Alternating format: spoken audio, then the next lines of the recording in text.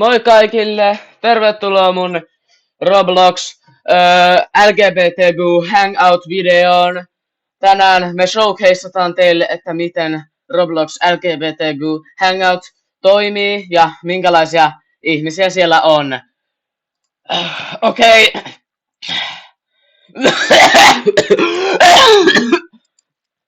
No niin kuin näette tässä, meillä on mikki, joka kuvaa meitä. Tuossa on LGBTQ plus obby.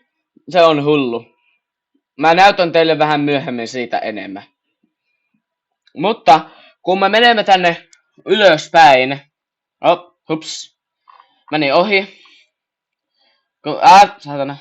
Kun me menemme tänne ylöspäin. Sitten tänne. Niin tämä on aika lailla se alkupaikka, mistä yleensä aloitamme. Täällä on kaikki muutkin. Täällä on Well of Serber. Sitten meillä on meillä on paljon homoja täällä.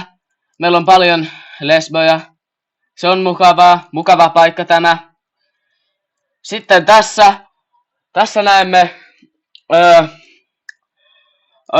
Visan. Ei vittu. Tässä näemme tietovisan LGBTistä.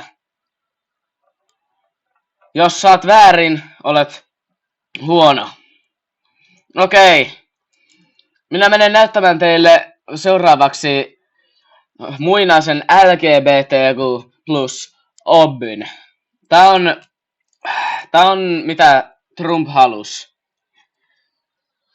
Elikkä sun pitää hyppiä niinku täällä. Elikkä se niinku menee tälleen.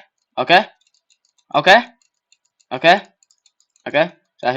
Sä hypit. Joo.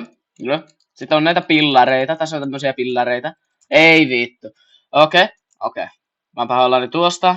Mä jatkaa uudestaan. Okei, tässä me hypitään. Aivan hullu. Pillareit. Okei. Keltainelle. Sitten vihreä. Ei. Okei. Sitten meillä on tää vihreä tässä. Niin kuin me hypätään tähän, koska me ollaan niin hyviä. Sitten sinisestä mennään purppuraan pillariin. Sitten me päästään pallokohtaan. Pallokohta on tunnettu siitä, miten homot tuntee sen. Sitten päästään Sitten me päästään muinaiseen viivaan. Tää on tunnettu monilta eri tunneilta. Yleensä 20 senttimetriä.